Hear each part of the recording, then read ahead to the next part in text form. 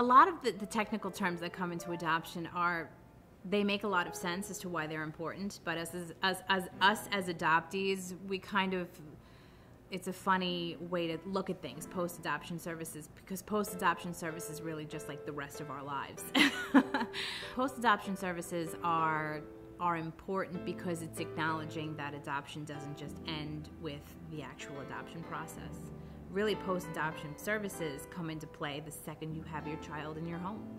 Creating that community for them as kids, creating that community for them in your home, and having the education there, and continually educating yourself about who this little person is in your life, and getting to see and getting to know who your child is, and having them involved in things. If they want to be involved in things, you're going to get to know your child at a very young age.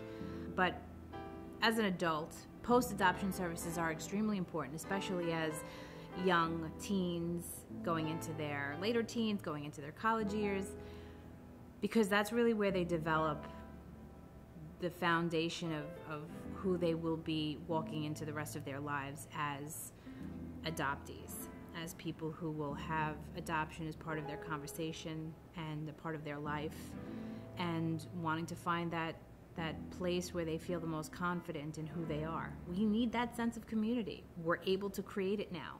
And I think the more adoption becomes a conversation and becomes more of a public topic, I think the more better education we're going to have from us, from the adoptees, to educate teachers, to educate prospective parents, to educate people who are not parents of adopted kids, or don't have adoption in their life necessarily. It's a conversation that needs to happen because it's a community that needs to have the right kind of conversation about it. It needs to have the right kind of vernacular, and people need to understand from us that it's not just a choice you make, but it's a life that one lives.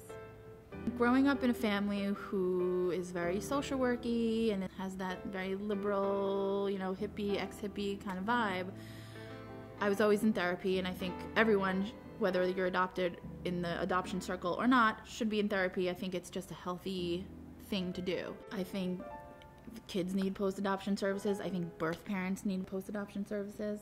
I think adopted parents need the services. I think most importantly that I think the kids should know that whatever it is that they're feeling, whether it's good or bad or happy or sad or angry or whatever, that's validated and that's important. And whatever they feel is okay.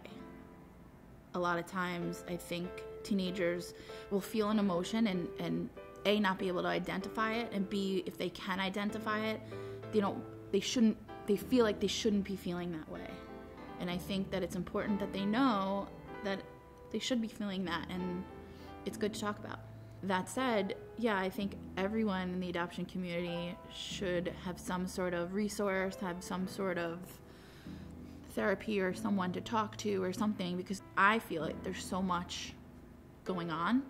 Growing up, I didn't have any resources. I was in therapy and I saw therapists that really didn't know, they didn't have any other adopted clients or cases, so they didn't specialize in adoption. It helped, but I didn't have a community of adopted kids. Like I said, I knew kids who were adopted, but it didn't faze me. It wasn't something that we talked about. But I wish that I had something to go to where there are older people that were adopted, so someone to look up to and someone to say, oh, well, they got through it and look at them, they're fine, they're adulting and they're doing their life, and it's really a great thing. I really am enjoying mentorship. Post-adoption services, I think should be seen as a necessity. I think it should be really seen as necessary as the adoption itself. And the one thing I would like to see more of in the adoption community, which may be happening already, is a lot more of the stress of importance on that. Because we don't just want children to be adopted into families and given, all of their basic needs. We want children to thrive, and we want them to thrive as adults. And I think in order to thrive, they need those resources available to them. should they want to choose to pursue them or not. I think people need community. That's why I think mentorship program is great. I think people need, not just any sort of community, but I think a community where, again, going back to my teenage self, they need a community where they feel like they can be themselves, and be loved and celebrated for it. I think that's really important.